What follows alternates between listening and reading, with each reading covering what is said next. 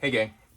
So in my last speech, I brought to you the hardships and struggles of working in EMS, and I specifically referenced burnout.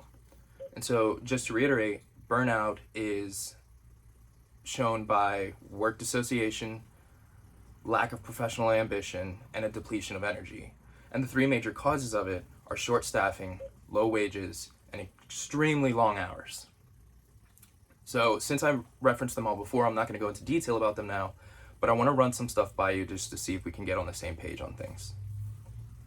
The first major problem with EMS that causes burnout is short staffing. And as I previously mentioned, every call or the average call volume on any given day is anywhere from 10 to 20 calls per ambulance per day, with each call ranging from 1 to 3 hours. So broken down, that's anywhere from 10 to 60 hours of work to be done in a 24-hour period. If we were to add a few more ambulances, that number would drop drastically.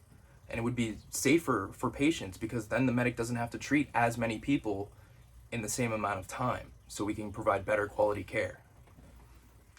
To put it into perspective, imagine being the only healthcare worker right now during this entire COVID-19 pandemic, and it's your sole responsibility to triage, treat, and transport every single patient that shows up to the hospital by yourself.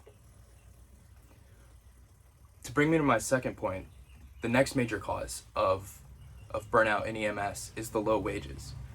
Speaking from personal experience, I have 2 full-time jobs just so I can pay my bills and put a little bit of money into my savings account. The average pay for EMS providers is about $11 and change. So after a year and a half of schooling and the literal ability to bring people back from the dead, I make less than a bagger at your local grocery store. But if we were to adequately financially compensate EMS providers for the work that they do and the risks that they take, we could decrease burnout because then they're not going to work a second job just to provide for themselves. And the third biggest cause of burnout is the long hours. I'm currently on the back end of a 48-hour shift. I've been running calls all night and I have not slept. It is emotionally, physically, and mentally exhausting. And it's truly dangerous. There's no reason I should be driving at 3 o'clock in the morning with no sleep and still be responsible for someone else's life. That's not safe. But if we were to provide a relief team that could come in, we could eliminate the need for 24 and 48-hour shifts. And that would allow for more providers to get the recommended amount of rest that they need in order to perform at the optimum level.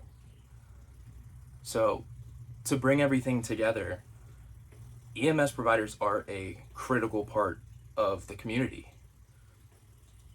We sacrifice eating, sleeping, and personal time just to better serve all of you.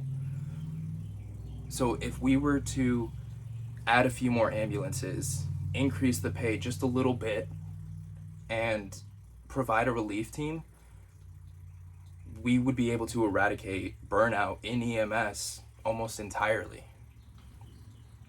It all comes down to how valuable is your life to you or a loved one's life to you.